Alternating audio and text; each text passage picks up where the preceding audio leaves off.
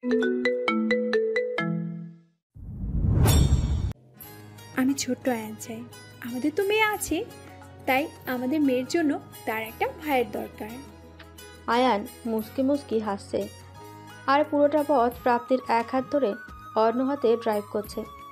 মাঝে মাঝে প্রাপ্তির কপালে ভালোবাসার এক টুকরো পরশ দিচ্ছে।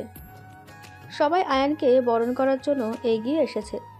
কেউ ফুলের মালা, কেউ ফুলের গুচ্ছ দিয়ে দাঁড়িয়ে আছে। আয়ান গাড়ি থেকে নামার আগেই সবাই প্রাপ্তিকে নিয়ে ব্যস্ত হয়ে পড়ল। সামিরা নামের একজন এসে, ম্যাডাম, আপনার আসতে এত দেরি কেন?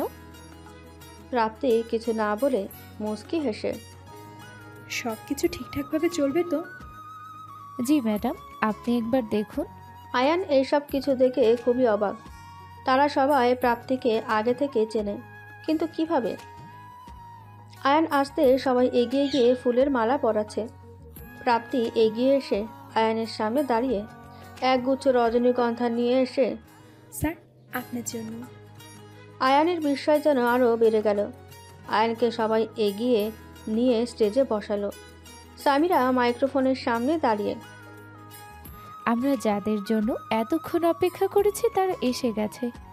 এতটা দিন আমাদের সাথে থেকে আমাদের সাহস জুগিয়ে যিনি এখন আবার নতুন করে এই স্কুলের প্রাণ ফিরিয়ে দিচ্ছে, তিনি আর কেউ নয়, আমাদের প্রধান অতিথির পাশেই বসে আসছে মিফতাহুল জান্নাত প্রাপ্তি।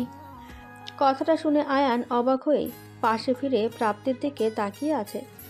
প্রাপ্তি উঠে সবাইকে সালাম দিয়ে সামিরাকে সরিয়ে, আজ আপনাদের মাঝে এসে আমারও খুব ভালো লেগেছে। আমি আপনাদের একজন হয়ে এইভাবে সবসময় থাকতে চাই। যাই হোক, আজ আমাদের প্রধান অতিথি ডাক্তার আদনান মাহমুদ আয়ান। আমার যতটুকু জানা, তিনি আপনাদের গ্রামেরই সন্তান। প্রাপ্তির কথায় আয়ান রাগ করবে নাকি অভিমান কিছুই বুঝতে পারছে না। তবে কেন জানি আজ গর্ববোধ করছে সে প্রাপ্তিকে নিয়ে।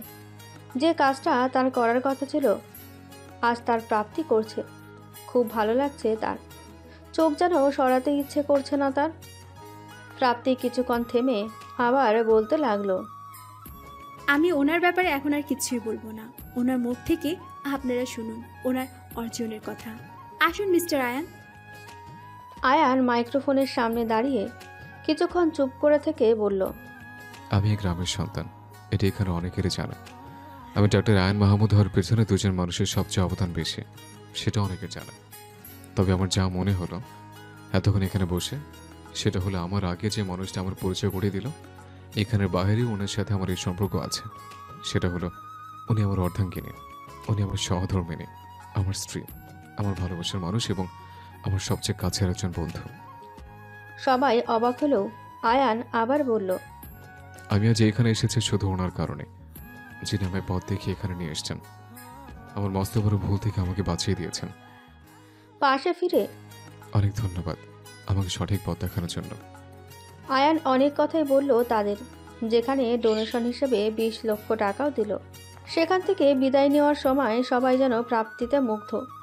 আয়ান প্রাপ্তির বাহু ধরে জড়িয়ে ভিড়ের থেকে বের করে গাড়িতে বসে সেখান থেকে বিদায় নিয়ে সেই চাচার বাসায় গেল।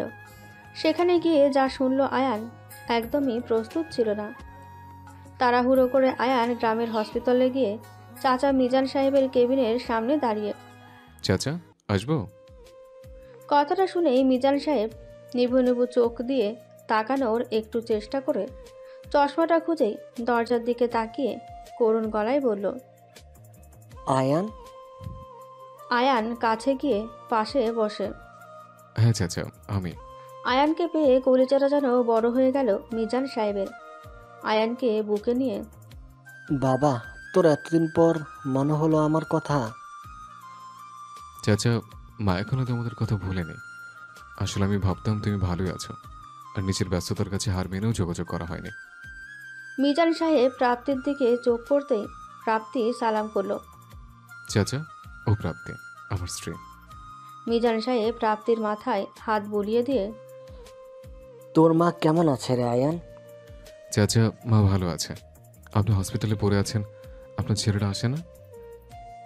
মিজান সাহেব দীর্ঘশ্বাস নিয়ে, সবার কপালে সব সুখ থাকে না। তোর চাচি মারা গেল 3 বছর হয়ে গেল। সেই থেকে এই সরকারি হসপিটালে পড়ে আছি। আজ এই সমস্যা তো কাল ওই সমস্যা। ছোট মেয়েটা আসে, সেই দেখে আমাকে। তবে আমার যখন টাকা ছিল তখন ছেলেগুলো আমার ছিল। মেয়েটার অবস্থাও তেমন সচ্ছল না, যতটুকু সম্ভব চেষ্টা করে। আয়ান কিছু না বলে রাফিকে কল দিয়ে নিজের হসপিটালে মিজান সাহেবকে নেওয়ার সব ব্যবস্থা করে ফেলল আয়ান। এইখানকার ডাক্তারদের সাথে কথা বলে বিকেলে নেওয়ার ব্যবস্থা করলো। আচ্ছা আচ্ছা, আমি তাহলে এখন যাই। আপনাকে বিকেলে শহরে নিয়ে যাওয়া হবে আমার হসপিটালে। ভালো ডাক্তার দেখিয়ে এখন থেকে আপনি আমাদের সাথে থাকবেন আমাদের বাড়িতে। ছেলের সুখ কপালে আপনার আছে চাচা। মনে করবেন আমি আপনার ছেলে। এতদিন মা ছিল, আজ থেকে বাবাও পেয়ে গেলাম। আয়ানকে জড়িয়ে চুপ করে আছেন মিজান সাহেব। আয়ান আবার বলল, চাচা, আমাকে ক্ষমা করে দিন। এতটা দিন আপনাকে কষ্ট করতে হয়েছে। নিজের খ্যাতি লাভের ব্যস্ততায় আমি যে সব ভুলে বসতেছিলাম। আজ আপনার বৌমা না থাকলে বুঝতেই পারতাম না আমি কত বড় ভুল করে যাচ্ছি এতদিন। না রে বাবা, তোর কোনো ভুল নেই। আল্লাহ যা করেন ভালোর জন্যই করেন। আয়ান আরও কিছুক্ষণ মিজান সাহেবের সাথে কাটিয়ে শহরের উদ্দেশ্যে রওনা দিল। গাড়িতে বসে প্রাপ্তির দিকে বারবার তাকাচ্ছে আয়ান। কি হলো? এইভাবে কি দেখছো? আমার বউটাকে, যে আমাকে না চেনে এত কিছু করে ফেললো। তোমার একটু রাগ হয় না আমার উপর? আমাকে বকতে ইচ্ছে করে না? অনেক করে। তোমার এই শরীর নিয়ে সংসার সামলিয়ে আর একে সামলিয়ে বাইরের কাজও সামলাচ্ছ। এতে যদি তোমার কোনো ক্ষতি হয় তাহলে আমি কাকে নিয়ে বাঁচবো প্রাপ্তি? তোমাকে ছাড়া আমার সামনে থেকে পা পারলে অন্ধকার মনে হয়। হ্যাঁ, তুমি এসব বাজে চিন্তা বাদ দাও তো। তুমি থাকতে আমার কিচ্ছু হবে না। তোমার ভালোবাসা আমায় কখনো কেড়ে নিতে পারবে না। সারা জীবন তোমার এই বুকে মাথা রেখে কাটিয়ে দেব। আয়ানের গাড়িটা গ্রামের পথ শেষ করে শহরের রাস্তায় আসলো। দুজনেই নানান কথা নিয়েই ব্যস্ত। আয়ানের ইচ্ছে করছে না আজ বাড়িতে যেতে। প্রাপ্তিকে নিয়ে দূরে কোথাও হারিয়ে যেতে ইচ্ছে করছে তার। এই মানুষটাকে জনম জনম দেখলেও মিটবে না, তবুও তার স্বাদ। তুমি মনে জনমও ভরে থেকো মোর প্রাণে, সারাটি জীবনও ভরে মিটিয়ে নিও যেন স্বাদ। প্রাপ্তি মন ভরে আয়ানের কবিতা শুনছে। প্রাপ্তির ছবির সামনে দাঁড়িয়ে আছে আয়ান। আজ 1 মাস পর তার জ্ঞান ফিরল। তার প্রাপ্তি আর দুনিয়াতে নেই, এই কথা সে এখনো পর্যন্ত জানে না। তার পাশে আজ কেউ নেই, কিন্তু এই ছবিটা কি করে এলো এখানে সে নিজেও এখনো জানে না। কিছুক্ষণ আগে জ্ঞান ফেরার পর তার আপন মানুষগুলো কাউকে সে সামনে পায়নি। চোখ খুলে সামনে পেয়েছিল আশরাফুল ইসলাম আর ওনার মেয়ে আরমিন ইসলামকে। জ্ঞান ফিরে সে শুনল বর্তমানে সে চেন্নাইয়ের বড় একটা হসপিটালে আছে। তবে সে চেন্নাইতে এলো কি করে তা সে কিছুই মনে করতে পারছে না। তার এইটুকু স্পষ্ট মনে আছে, তার প্রাপ্তি তার কাঁধে মাথা দিয়ে তার কবিতা শুনছিল আর সে গাড়ি চালাচ্ছিল। আচমকায় কোনো কিছুর সাথে ধাক্কা খেল, কিন্তু আয়ানের আর কিছুই মনে নেই। কথাটা প্রাপ্তি বলে চিৎকার দিয়ে নিস্তব্ধ হয়ে গেল। আরমিন এসে কাঁধে হাত দিয়ে পাশে দাঁড়ালো, শান্ত গলায় বলল, প্রাপ্তি কি এই ছবির মেয়েটা নাম? কথাটা শুনে আয়ান পাশে ফিরে আরমিনের দিকে করুণ চোখে তাকালো। আরমিন আবার বলল, কি হয় আপনার? আয়ান কিছুই বলল না। সব কিছু যেন স্থির হয়ে আছে। আয়ান কোনো কথাই বলছে না, শুধু প্রাপ্তির ছবির দিকে তাকিয়ে আছে। আরমিন জোরে সোরে নিঃশ্বাস ফেলে, ছবিটা আপনার ওয়ালেটে ছিল, আমি বড় করে বাঁধিয়েছি, কারণ মেয়েটার মাঝে এক অপরূপ মায়া আছে, যে কেউই প্রেমে পড়ে যাবে। কিন্তু বললেন না তো কি হয় আপনার? আশরাফুল ইসলাম এসে আরমিনের কাছে এগিয়ে এসে, আমার মনে হয় ওর কিছু মনে নেই। আরমিন হাত উঠিয়ে আশরাফুল সাহেবকে থামিয়ে, আব্বু, ডাক্তার আমি, তুমি নাও। ওনার সব মনে আছে, কিন্তু উনি কথা বলছেন না। অনেক সময় আমরা বড় কোনো আঘাত সহ্য করতে না পারলে এমন হওয়াটা স্বাভাবিক। যাই হোক আব্বু, এখন ওনাকে কি করা যায় সেটা বলো। তুমি তো বলছো মা ছাড়া তুমি জানো না উনি বাংলাদেশে কোথায় থাকেন। এখন মা তো আমাদের ছেড়ে না ফেরার দেশে চলে গেলেন 5 মাস, আর মা ছাড়া ওনার বাসা তো তুমি চিনো না। না রে মা, আমি তেমন একটা চিনি না। আমার মনে হয় আমরা যেখান থেকে ওকে উদ্ধার করেছি সেখানে খোঁজ নেওয়া উচিত। এতদিন তুই আমাকে নিষেধ করেছিস তাই আমিও কোনো পদক্ষেপ নেইনি, কিন্তু এখন তো আর চুপ থাকা যায় না। ওর জ্ঞান ফিরে এসেছে, গিয়ে দেখ ওর বাড়ির লোক কতটা চিন্তা করছে। কথাটা শেষ করতেই আরমিন হাত উঠিয়ে চুপ করতে বলল আশরাফুল ইসলামকে। আয়ান বিড়বিড় করে কি যেন বলছে। আরমিন সেটাই বোঝার চেষ্টা করছে, কিন্তু সম্ভব হচ্ছে না। আয়ান বিড়বিড় করে কি যেন বলছে, আরমিন সেটাই বোঝার চেষ্টা করছে, কিন্তু সম্ভব হচ্ছে না। শোকে কাতর নীলিমা বেগম যেন দুর্বল হয়েও হয়নি। শিরিনকে নিয়ে সব কিছুকে আঁকড়ে ধরেছেন তিনি। আরিয়াকে বাঁচাতে হবে। আয়ানের রেখে যাওয়া শেষ স্মৃতি আরিয়া। আরিয়াটাও সেই চঞ্চলকর আর নেই। তার মা তাকে যাওয়ার সময় শেষ কথাটা বলেছিল, মা না আসা পর্যন্ত কোনো দুষ্টুমি না করতে, দাদিকে যেন না জ্বালায়। প্রাপ্তির কথাটা তার মনে গেঁথে আছে। মিজান সাহেব এখন নীলিমা বেগমদের সাথেই থাকেন। তিনি এখন অনেকটাই সুস্থ।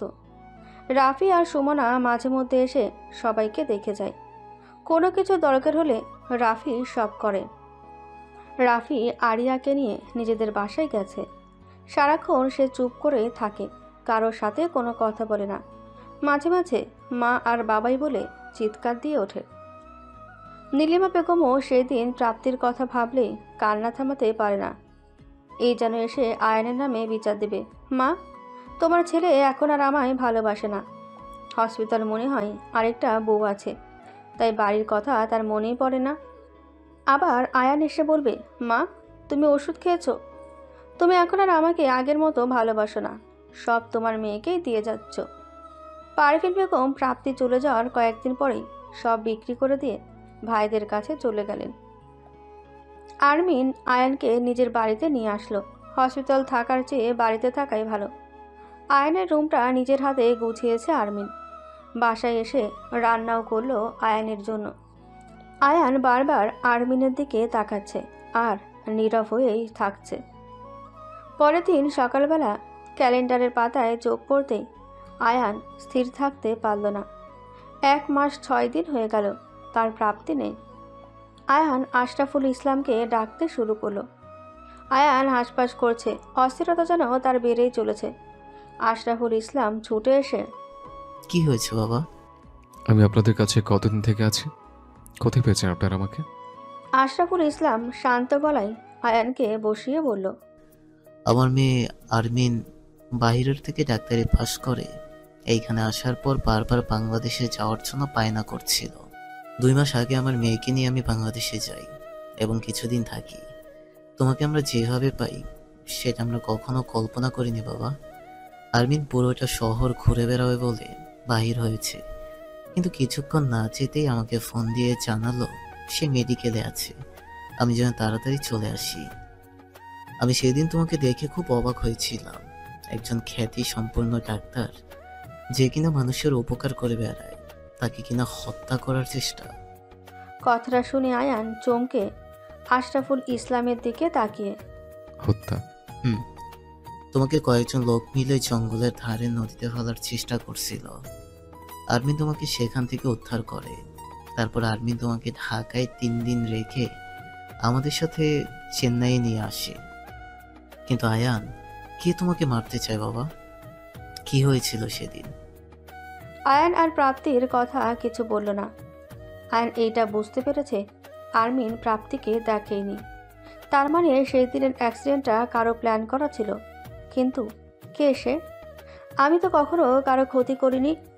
কি হলো বাবা, তোমার কিছু মনে পড়েছে? ওই মেয়েটাকে? জ্ঞান ফেরার পর থেকেই দেখছি ওই ছবিটার দিকে তাকিয়ে থাকো।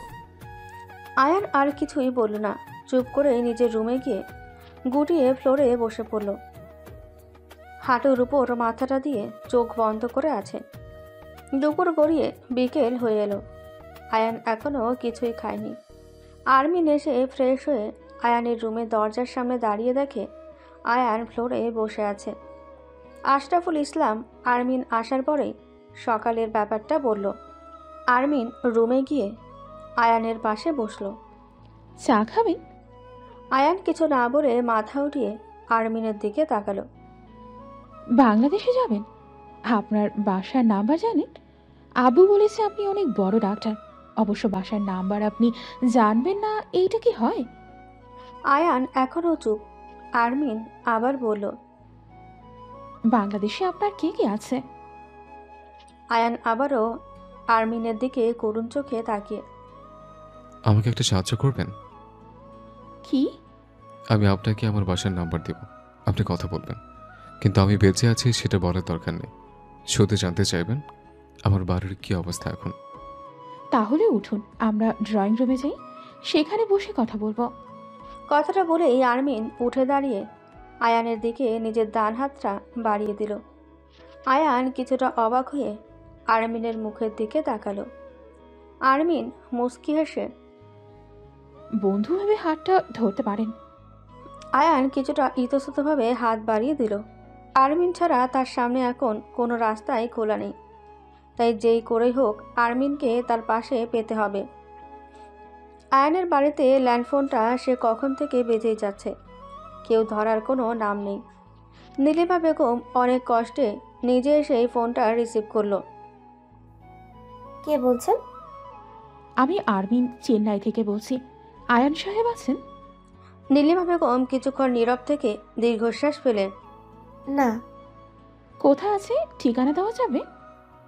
আমার ছেলে আমাদের সবাইকে রেখে চলে গেছে না ফেরার দেশে। ওইখানে ঠিকানা আছে আমার জানা নেই মা। আয়ান কথাটা শুনে চিৎকার দিয়ে কান্না করতে ইচ্ছে করছে। তার মায়ের কথা শব্দ শুনে আবার ফিরে তাকালো। যাওয়ার সময় নিজের পাগলিটার কথা ভেবেছে শুধু, আমাদের কারোর কথা সে ভাবেনি। কথাটা বলে নীলিমা বেগম ফুপিয়ে কাঁদতে লাগলেন। তারপর আবার বললেন, আমার ছেলে আর মেয়েটার লাশ এখনো পাইনি মা। কথাটা শুনে আয়ান একটু চমকালো। তার প্রাপ্তি প্রাপ্তি তাহলে কোথায় আছে? সেও কি আমার মতো ভাগ্যক্রমে বেঁচে গেছে, নাকি সে আমাকে এই দুনিয়া একা করে দিয়ে চলে গেছে? আরমিন আর কিছুই বলল না, চুপ করেই ফোন রেখে দিল। আয়ানের দিকে করুণ চোখে তাকিয়ে, আপনার সাথে কি সেদিন আরও কেউ ছিল? আয়ান উপর নিচ মাথা নাড়িয়ে হ্যাঁ বুঝিয়ে আমার স্ত্রী। কথাটা বলতেই আরমিন বুকের ভেতর ধরফরিয়ে উঠল। নিজের চোখে অশ্রুগুলো লুকিয়ে কোথায় সে? আরমিন আয়ানকে পাওয়ার পর থেকেই নিজের মনে স্বপ্ন বুনতে শুরু করেছিল। এতটুকু জীবনে আয়ানকেই তার প্রথম ভালোবাসার কথা জানাতে চেয়েছিল। আশরাফুল ইসলাম যখন আয়ানের পরিচয় আরমিনের কাছে বলল, আরমিন সেদিন থেকেই নিজের মনে আয়ান নামের বীজ রোপণ করতে লাগলো। কিন্তু আব্বু তো বললো আয়ান বিয়ে করেনি। তাহলে হয়তো ১.৫ বছর অনেক কিছুই পাল্টে গেছে, শুধু আমিই পারিনি পাল্টাতে। প্রাপ্তি আমার স্ত্রী, ভালোবেসে বিয়ে করেছিলাম ওকে। কথাটা শুনে চমকে আয়ানের দিকে তাকালো। আয়ান আবার শান্ত গলায় বলল, ভালোবাসার মানুষটাকে ৯ বছর পর খুঁজে পেয়েছিলাম। প্রথমবার যখন আমার জীবনে এসেছিল তখন আমি মাছ নদীতে সাঁতার নিয়ে ব্যস্ত, তো ওকে হারাতে হয়েছিল। এবার যখন খুঁজে পেলাম তখন আমার জয়ের ধ্বনিতে মানুষ মুখরিত, পেয়েও গেলাম। ভাবলাম ৯ বছর পর আমার অপেক্ষার অবসান হলো, সাথে তারও। আরমিন আয়ানের কথাগুলো মনোযোগ দিয়ে শুনছে আর মুগ্ধ চোখে তাকিয়ে নিজের কল্পনার জগৎ সাজিয়ে নিতে ব্যস্ত হয়ে পড়েছে। আয়ান বলছে, মনে হচ্ছে যেন সব তার সামনে স্বপ্নের মতো ঘটে যাচ্ছে। আয়ান একটু থেমে আবার শুরু করলো, অপেক্ষার মাঝে আমার জীবনে আরেকজন এসছে, আমার মেয়ে আরিয়া। কথাটা বলে আয়ান হালকা হাসলো। আমার নিজের মেয়ে নয়, নয়নার মেয়ে, যাকে আমি আমার পৃথিবী ভাবি। আরিয়ার জন্য মা নিয়ে এসেছিলাম, আর আমারও অপেক্ষা শেষ হলো। প্রাপ্তি তার সংসার আর মেয়ে নিয়ে ব্যস্ত, আমি আমার হসপিটাল নিয়ে। আরমিন অবাক হয়ে জিজ্ঞেস করলো, আপনার নিজের হসপিটাল? আমার। তারপর? বিয়ের প্রথম কয়েকটা দিন প্রাপ্তিকে সময় দিতে পারলেও পরে আর পারতাম না। অবশ্য এই নিয়ে আমার পাগলিটার কোনো অভিযোগ ছিল না। দিন শেষে রাতে যখন আমায় একটু কাছে পেত তখনই বাচ্চাদের মতো আমার বুকের সাথে লেপটে যেত। তখনও যদি হসপিটাল থেকে ফোন আসতো আমি উঠে চলে যেতাম। মনের ভেতর হয়তো রাগ হতো, কিন্তু কখনো আমার সামনে প্রকাশ করতো না। আরেকটি রাত্রের অপেক্ষায় নিজেকে সান্ত্বনা দিত। আয়ান আবার চুপ করে করুণ চোখে আরমিনের দিকে তাকিয়ে, জানেন, সে কিন্তু শুধু সংসার নিয়েছিল না, আমার না করার কাজগুলো করে আমাকে অপরাধ বোধ থেকে মুক্ত করত। যে কাজগুলো আমার করা উচিত সেগুলো হাসি মুখে নিজে করে নিত। আমি এতটাই ব্যস্ত হয়েছিলাম যে নিজের স্ত্রী 2 মাসের প্রেগনেন্ট জেনেও কখনো মুখ ফুটে বলতে পারেনি। যেদিন বলেছিলাম নিজের দোষগুলো নিজে স্বীকার করেছিলাম। পরের দিনে তাকে হারিয়ে ফেললাম। আমরা দুইজনেই গ্রামের একটা স্কুলের কাছে বেরিয়েছিলাম। সেখান থেকে ফেরার পথে কিছু একটার সাথে আমাদের গাড়ি ধাক্কা লেগে যায়। আমার আর কিছুই মনে নেই। যখন জ্ঞান ফিরল তখন থেকে তো আপনি আছেন, কিন্তু আমার পাগলিটা আর নেই। আরমিন বসা থেকে উঠে আয়ানের পাশে গিয়ে বসে আয়ানের হাতের উপর হাত রেখে, আমার বিশ্বাস আপনার পাগলি হয়তো বেঁচে আছে। আপনি এখানে থাকলে কোনো খোঁজ পাবেন না তার। আমার মনে হয় আপনার মেয়ে আর মায়ের জন্য হলেও বাংলাদেশে যাওয়া উচিত। আয়ান আরমিনের দিকে তাকালো, কিন্তু কিছু না বলেই হাতটা ছাড়িয়ে নিজের রুমে চলে গেল। নয়না এখন আর বাড়িতে থাকে না। নিজের বাবার কথায় প্রতিদিন অপমানিত হতে তার ভালো লাগে না, তাই নিজেই আলাদা বাসা নিয়েছে ঢাকার বাইরে। তবে আশেক মাহমুদের এইটা মাথায় আসে না। মেয়েটাকে যাই বলি না কেন কখনো বাড়ি ছেড়ে যায় না। নিশ্চিত এমন কোনো পাপ কাজ জড়িয়েছে আবার। এই মেয়েটা আমায় কখনো শান্তিতে দুনিয়া ছাড়তে দেবে না। তবে না, আমায় খবর নিয়ে দেখতে হবে। কথাটা মনে মনে ভেবেই চায়ের কাপটা হাতে নিয়ে চুমুক দিলেন। আরিয়া স্কুল থেকে আসতেই শিরিন গোসল করিয়ে খাওয়াতে বসালো। ড্রয়িং রুমের দেওয়ালে থাকা প্রাপ্তি আর আয়ানের ছবিটার দিকে কিছুক্ষণ তাকিয়ে, আচ্ছা পুপি, মা বাবাই আর কখনো আসবে না? কথাটা আরিয়া বলতেই শিরিন হাতের কাজটা রেখে আরিয়ার পাশে এসে বসে। আসবে মা। কখনো আসবে না? তা তো জানি না মা, কিন্তু আমার বিশ্বাস তোমার বাবাই আর মা একদিন ঠিকই ফিরে আসবে। দুটো মানুষ যদি মারা যেত তাহলে একটা লাশ অন্তত কেউ না কেউ পেত। হাওয়ার মতো মানুষ উঠতে পারে না। নিশ্চয়ই তোমার বাবাই আর মায়ের সাথে খারাপ কিছু হয়েছে। কেউ তো দূর থেকে এই পরিবারকে ছিন্ন বিচ্ছিন্ন করার ব্যবস্থা আগে থেকেই করে রাখার ফোন দিয়েছিল, কিন্তু আয়ন ভাইকে আগে থেকে কিছুই টের পায়নি। কথাটা ভেবে দীর্ঘশ্বাস ফেলল শিরিন। নীলিমা বেগমের শরীর যেন আস্তে আস্তে অসুস্থ হয়ে পড়ছে দিন দিন। এই কয়েকটা দিন আয়ান নিজেকে অনেক বুঝিয়েছে, অনেক ভেবেছে। তার মাথায় একটা কথাই ঘুরঘুর করছে, নয়না কি তার উপর কোনো কারণে প্রতিশোধ নিল না তো? সত্যি কি নয়না কিছু ঘটিয়েছে? আয়ান ভেবেও ভাবনার মিল খুঁজে পায় না। রাতে অন্ধকারে ছাদে বসে নিজের বিবেকের কাছে প্রশ্ন খুঁজে বেড়াচ্ছে সে। আরমিন ফোন করে অবশ্য আমাকে একটা অফার করেছে। সেটা হলো সে যে হসপিটালে আছে সেখানে আমাকে যোগ দিতে বলেছে। কিন্তু আমার তো মন ছায়া দিচ্ছে না। আমি জানি আরমিন কেন আমি এই কথা বলেছে, কিন্তু আরমিন তুমি হয়তো এটা জানো না, আমার অতীত ভুলে যাওয়া আমার পক্ষে সম্ভব নয়। পাশ থেকে আলো ভেসে আসতেই আয়ান তাকিয়ে দেখে আশরাফুল ইসলাম তার দিকেই আসছে। আয়ান তাকিয়ে আছে। আশরাফুল ইসলাম পাশে বসে। বাড়ির কথা মনে পড়ছে বাবা? আয়ান মুস্কি হাসল। আশরাফুল ইসলাম আবার বললেন, তোমাকে একটা কথা বলবো বলে বলাও হচ্ছে না। তুমি কিভাবে কথাটা নিবে আমি জানি না। আপনাদের কাছে আমার অনেক ঋণ, সেটা যদি শোধবোধ করার উপায় থাকে তাহলে বলতে পারেন। আশরাফুল ইসলাম আচমকায় আয়ানের হাত দুটো জড়িয়ে, এক বাবা তোমার কাছে ভিক্ষা চাইতে আসছে বাবা, তুমি তাকে ফিরিয়ে দিও না। আয়ান হতভম্ব হয়ে তাকিয়ে আছে। তারপর নিজেকে একটু সংযত করে, আপনি কি বলবেন আঙ্কেল? আপনাকে দেওয়ার মতো আমার কিছুই নেই, কারণ আমি যে আমার পরিবারের কাছে মৃত। হয়তো এতদিনে আনাচে কানাচে কথাটা ছড়িয়ে পড়েছে। এখন আপনিই বলুন, আমার কাছে কিছু দেবার মতো আছে? আছে বাবা, আছে। কথাটা শুনে আয়ান একটু অবাক হলো। তারপর বলল, কি আছে? তুমি আমার মেয়েটাকে বিয়ে করবে। তুমি এক অসহায় বাবা তার মেয়ের জন্য তোমাকে ভিক্ষা চাইছে। আয়ান কথাটা শুনে হা হা করে হাসতে হাসতে মাথা নাড়িয়ে স্থির হয়ে, আপনার মেয়ে কি আমার কাছে শান্তিতে থাকবে? থাকবে না, কারণ আমার সবটা জুড়ে যে মানুষের বসবাস, সে মানুষটা সত্যি আমাকে এই দয়া মায়াহীন পৃথিবীতে একা রেখে চলে গেছে। আপনার মেয়ে আমাকে বিয়ে করলে কিছুই পাবে না, না পাবে স্বামীর অধিকার, না পাবে ভালোবাসা। তাহলে জেনে শুনে আপনি আপনার মেয়ের জীবনটা নষ্ট কেন করতে চাইছেন? আমি কিছুদিন পর ফিরে যাব বাংলাদেশে। আমার মেয়ের জন্মদিন সামনে, আমি সেদিনে চলে যাচ্ছি। আমি চাই না আমাকে ছাড়া আমার মেয়ের জন্মদিন সে মন খারাপ করে বসে থাকুক। কথাটা শুনে আশরাফুল ইসলাম বললেন, তোমার মেয়ে আছে? জি। বুঝলাম। আচ্ছা, তোমার মেয়ের মা হওয়ার জন্য তো একজন লাগে, তাই না? তাহলে তোমার মেয়ের মা হয়েই আয়ান হাত উঠিয়ে আশরাফুল ইসলামকে থামিয়ে একজনের মা হতে আমার পরিবারে এসেছিল, কিন্তু সে হারিয়ে গেছে। আমার মেয়েটা রক্ত মাংসের গড়াটে নিষ্পাপ প্রাণ, তাকে এইভাবে কষ্ট দেওয়ার অধিকার আমার নেই। কথাটা বলেই আয়ান ছাদ থেকে নেমে যাওয়ার জন্য পা বাড়াতেই দেখে আরমিন দাঁড়িয়ে আছে। আয়ান নিস্তুপ হয়ে পাশ কাটিয়ে চলে গেল। আরমিন এসে আশরাফুল ইসলামকে জড়িয়ে ধরে। সরি আব্বু, আমার জন্য তোমাকে ওর কাছে এত অপমান আর লাঞ্ছিত হতে হয়েছে। আমাকে মাফ করে দাও প্লিজ।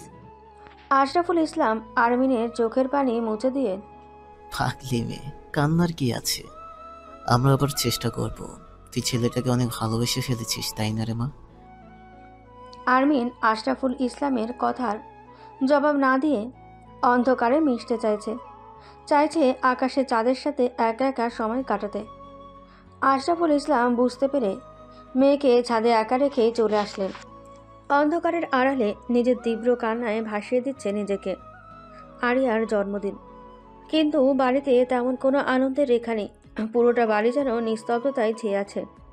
শিরিন সকালে উঠে পায়েস বানিয়ে এনে নীলিমা বেগমের হাতে দিলেন আরিয়াকে খাওয়ানোর জন্য। এর মধ্যেই রাফি আর সুমনা এসেছে আরিয়াকে শুভেচ্ছা জানানোর জন্য। রাফি আরিয়াকে করে নিয়ে সুমনাকে বলল সাথে করে নিয়ে আসা অনেকগুলো চকলেট আর খেলনাগুলো বের করে দিতে। আরিয়া এত খেলনা দেখেও মুখে হাসি ফুটল না। নীলিমা বেগম দীর্ঘশ্বাস ফেলে শিরিনকে বলল রুমে দিয়ে আসতে। আরিয়া রাফি আর সুমনার সাথে কিছুক্ষণ একা সময় কাটাক। শিরিন নীলিমা বেগমকে নিয়ে রুমের কাছাকাছি যেতেই মা, শব্দটা শুনে নীলিমা বেগম শিরিনের হাত ধরে থামিয়ে তড়িৎভাবে ঘাড় ঘুরে পেছনে ফিরে তাকালো, সাথে রাফি সুমনাও। আরিয়া তাকিয়ে চিৎকার দিয়ে বাবাই! রাফির কোল থেকে নেমে দৌড়ে আয়ানকে জাপটে ধরে। বাবাই, তুমি কোথায় ছিলে আমাদের ছেড়ে? ও বাবাই, কথা বলছো না কেন? আয়ান আরিয়াকে কোলে নিয়ে অনেকগুলো চুমু দিয়ে বাবে অনেক দূরে ছিলাম মামনি, অনেক দূরে। নীলিমা বেগম তাকিয়ে আছে পলক্ষীন চোখে। আয়ান নীলিমা বেগমকে সালাম করে পায়ের কাছে বসল। নীলিমা বেগম হাত বাড়িয়ে মুখের সামনে আলতো করে স্পর্শ করে চিৎকার করে কাঁদতে লাগলো। আয়ান নীলিমা বেগমকে জাপটে ধরে মা, তোমার ছেলে ফিরে এসছে। মা, তোমার আয়ান ফিরে এসছে। আমি জানতাম বাবা, আল্লাহ আমার প্রতি এত বড় অবিচার করবে না। তুই ছাড়া এই দুনিয়াতে যে আমার কেউ নাই রে, তাই আল্লাহ দয়া করে তোকে ফিরিয়ে দিয়েছে। রাফি এসে আয়ানকে জড়িয়ে ধরল। মিজান সাহেবও চোখ মুছতে মুছতে এসে আয়ানকে জড়িয়ে ধরছে। এই রকমের দৃশ্য যেন বিরল। আরমিন সবকিছু দেখে মুগ্ধ চোখে তাকিয়ে আছে। আল্লাহর কাছে সে কৃতজ্ঞতা স্বীকার করল। আল্লাহ তাকে এমন একটা দিন দেখার সৌভাগ্য করে দিয়েছেন। নীলিমা বেগম নিজেকে কিছুটা সামলিয়ে আরমিনের দিকে চোখ পড়তেই আয়ান, মেয়েটা কে? আয়ান চোখ মুছে আরমিনকে এগিয়ে আসতে বলে। মা, ও আরমিন, তোমাদের পরে সব বলবো। কিন্তু আয়ান, আমার মেয়েটা কি আর ফিরে আসবে না? আয়ান নীলিমা বেগমের পাশে গিয়ে বসে। আসবে মা, আমার বিশ্বাস তোমার মেয়ে আমাদের একা রেখে যেতে পারে না। তোমার ভালোবাসা, আমার ভালোবাসা আর এর মাতৃত্বের বোধ থেকে সে ফিরে আসবে। আয়ান ফিরে এসেছে খবরটা চারদিকে ছড়িয়ে পড়তে বেশি সময় লাগেনি। সাংবাদিক থেকে গণমাধ্যমে সব জায়গায় একটাই খবর, বিখ্যাত ডাক্তার আয়ান মাহমুদ ফিরে এসেছে। খবরটা টিভিতে দেখেই পারভিন বেগম আর মাহবুব ছুটে এসেছে আয়ানের বাড়িতে। আয়ানের সাথে আরমিনকে ভালো চোখে না দেখলেও খারাপ কিছুও বলেনি। আয়ান আশ্বাস দিয়েছে যে করে হোক প্রাপ্তির খবর সে বের করবেই। আরিয়া আস্তে আস্তে আরমিনের সাথে একটু একটু করে মিশতে লাগলো। আরমিনও চায় আরিয়া তাকে মা বলে রাখুক। আরমিন নীলিমা বেগমের কাছে আয়ান আর প্রাপ্তির অনেক গল্প শুনেছে। একটা মেয়ে কতটা ভালোবাসতে পারে তার স্বামীকে, এটা এখানে না আসলে আরমিন জানতেই পারত না। নীলিমা বেগমের কাছে আরমিন জানতে পেরেছে প্রাপ্তি এসএসসি পাশ করে আর পড়ালেখা করেনি। নীলিমা বেগম আর আয়ানের মুখ থেকে যা শুনেছে আরমিন পুরাই অবাক।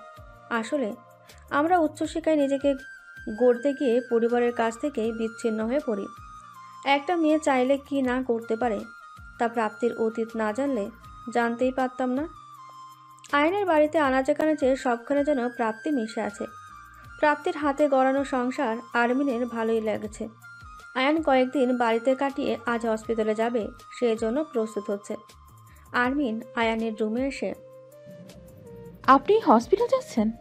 হুম, কখন আসবেন? রাতে ছাড়া ফেরা হবে না, কারণ বুঝতেই পারছেন অনেকদিন পর যাচ্ছে, সবকিছু এলোমেলো হয়ে আছে হয়তো। তবুও তাড়াতাড়ি ফিরে আসবেন। কথাটা অনেকদিন পর শুনেছে আয়ান। বারবার যেন প্রতিধ্বনিত হতে লাগলো কানে। কিন্তু আরমিনকে কিছু না বলে নিজের চোখ দুটোকে লুকিয়ে নিয়ে গেল।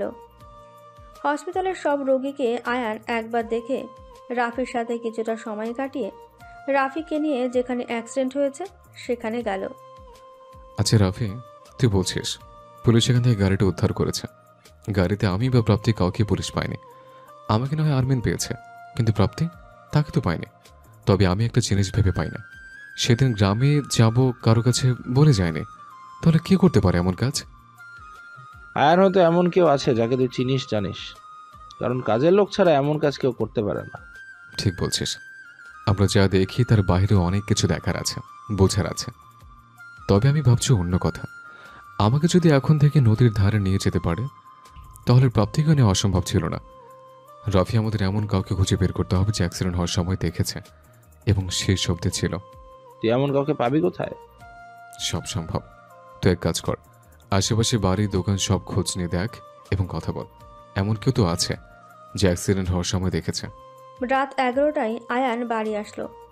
ফোনে কথা বলতে বলতে নিজের রুমে চলে গেল। শিরিন কিছু বলতে চেয়েছে, কিন্তু আয়ান ইশারা দিয়ে বলেছে ফ্রেশ হয়ে এসে শুনবে। আয়ান রুমের দরজা খুলে নিজের চোখকে বিশ্বাস করতে পারছে না। প্রাপ্তি! সে ভুলেই গিয়েছিল প্রাপ্তি নেই। এগিয়ে গিয়ে পেছন থেকে জড়িয়ে ধরেছে আরমিনকে। আরমিন হঠাৎ আয়ানকে এসে জড়িয়ে ধরতেই ব্যাপারটা বুঝতে আর দেরি হলো না।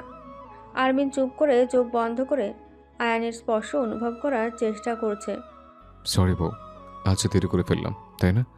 আজ তুমি আমায় বকা দাও, মারো, আমি কিচ্ছু বলবো না। শুধু আমার থেকে হারিয়ে যেও না।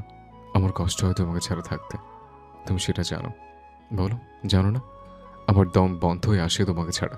প্লিজ যেও না তুমি। কতগুলোর মাঝে যেন আরমিন হারিয়ে যাচ্ছে। আয়ান যেন তাকেই বলছে। মনের ভেতর অসম্ভব ভালো লাগা কাজ করছে। প্রাপ্তি, কথা বলছে না কেন? প্লিজ চুপ করে থেকো না। আজ কতটা দিন আমি মন খুলে তোমার সাথে কথা বলতে পারি না। আয়ান আরমিনের কাঁধ ধরে নিজের দিকে ফিরিয়ে হতভম্ব হয়ে গেছে। আপনি? হুম। এই শাড়িটা তো। আয়ানকে থামিয়ে আরমিন বলল, প্রাপ্তি, আরিয়া আমাকে আজ এই শাড়িটা জোর করেই পরিয়েছে। আমাকে নাকি এই শাড়ি পরে তার মায়ের মতো লাগছে, কিন্তু বিশ্বাস করুন আমি পরতে চাইনি। আপনার মাও বললো তাই পরাম।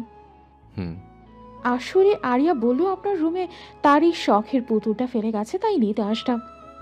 সরি, আসলে আমার ভাবা উচিত ছিল আমার প্রাপ্তি এখানে নেই। নিজেকে সংযত রাখা আমার উচিত ছিল। আরমিন আয়ানের কথা শুনে মনে মনে বলল, কি নিরামিষ খেয়ে যে ডাক্তার হয়েছে আল্লাহ ভালো জানে, নাকি টিকটিক তেলা পোকা খেয়ে হয়েছে। উনি ডাক্তার হয়েছে কিন্তু মেয়েদের মন বোঝে না। আরমিন কথাগুলো দাঁতের সাথে দাঁত লাগিয়ে বিড়বিড় করছিল। আয়ান আরমিনের দিকে তাকিয়ে, কিছু বলছেন নাকি? আরমিন হেহে করে হাসি দিয়ে, না না, আমার ঘাড়ে কয়টা মাথা আছে, আপনাকে কিছু বলার? আপনার ঘরে একটাই মাথা, তাই কিছু বলার সাহস নেই। আয়ান আরমিনের দিকে আর চোখে তাকিয়ে মুচকি হেসে বাথরুমে চলে গেল।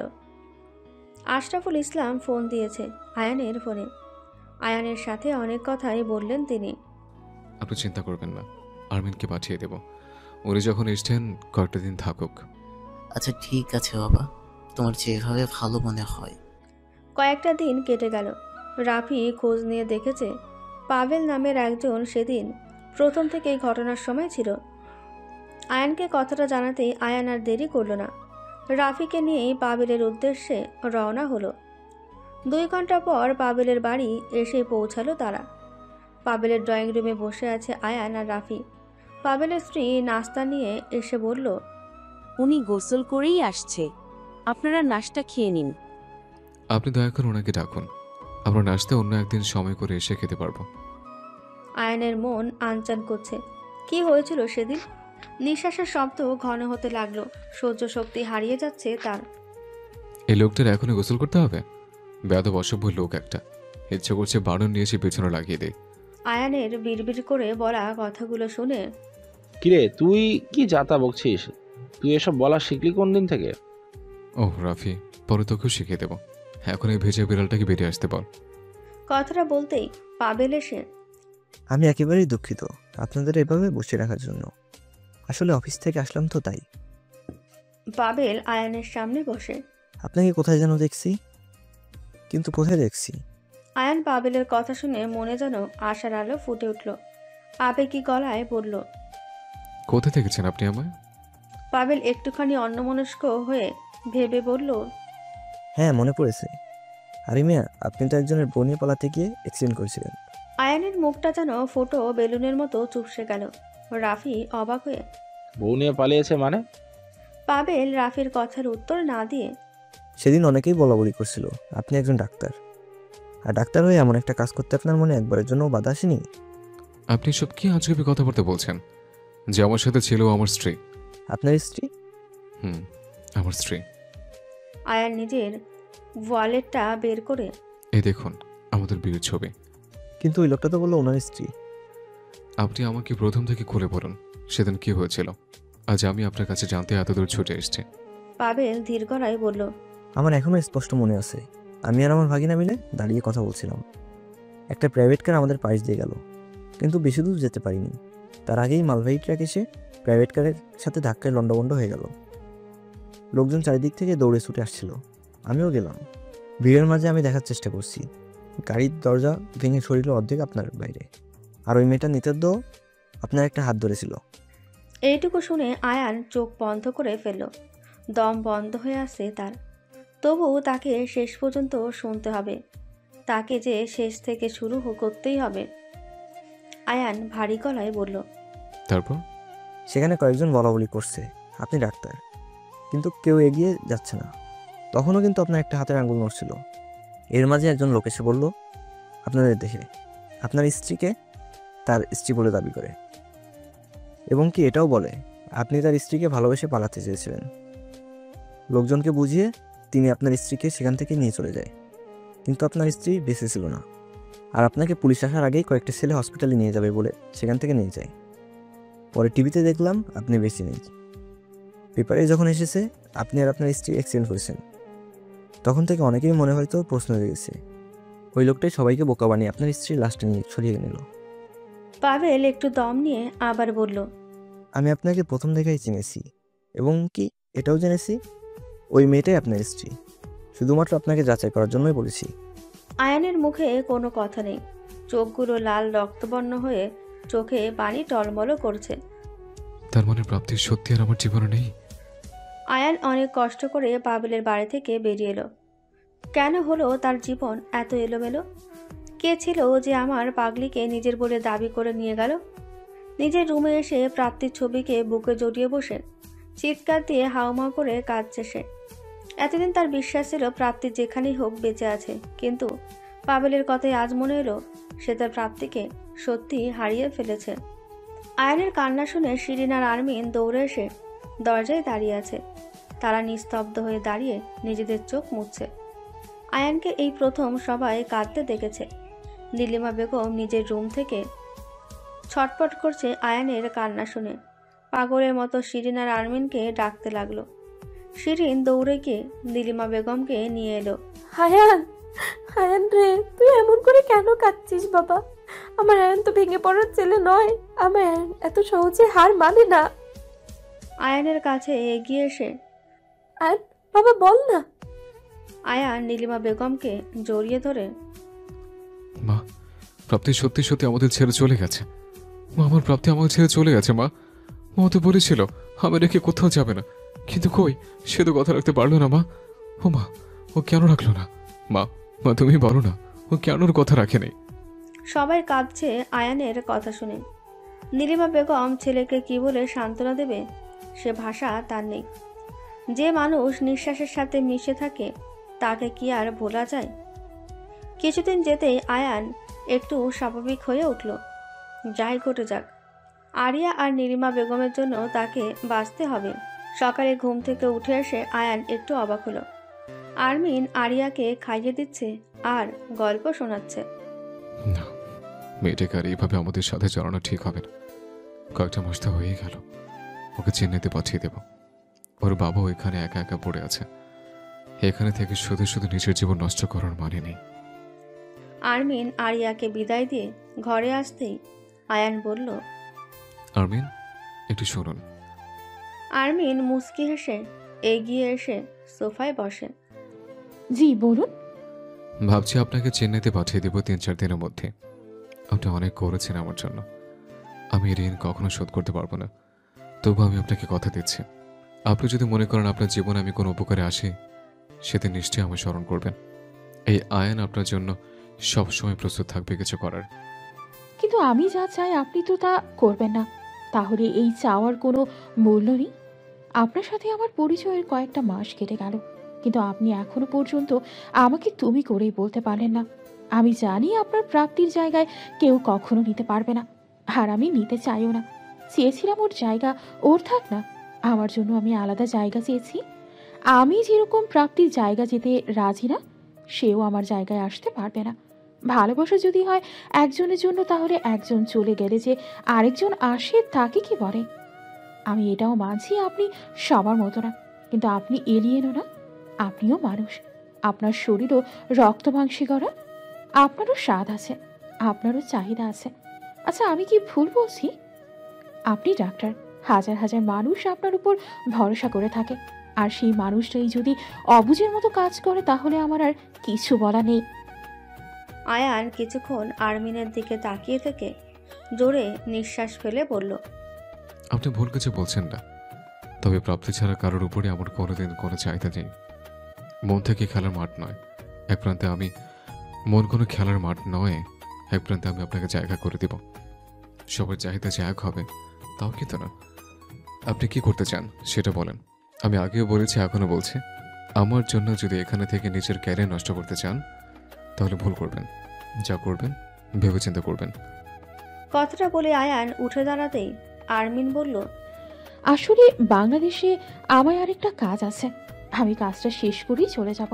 কিন্তু তার আগে আমি এভাবে বাসায় বসে থেকে ভালো লাগছে না। আপনি যদি আপনার হসপিটালে একটা... আরমিন বলার আগেই আয়ান বলল, কাল সকালে আমার সাথে যাবেন, সব বুঝিয়ে দেব। হ্যাঁ, আর হ্যাঁ, আরেকটা কি কাজ, সেটার জন্য আমাকে প্রয়োজন হলে বলবেন। আমি আপ্রাণ চেষ্টা করব আপনাকে সাহায্য করার জন্য। আরমিন বসা থেকে দাঁড়িয়ে, আসলে আমার বাবা বাংলাদেশে কেন থাকে না জানেন? আয়ান প্রশ্নবোধক চাহনি নিয়ে তাকালো। আমাদের দাদার বাড়িতে এখনো সবাই একসাথেই থাকে, আমার চাচা চাচি ফুপু সবাই।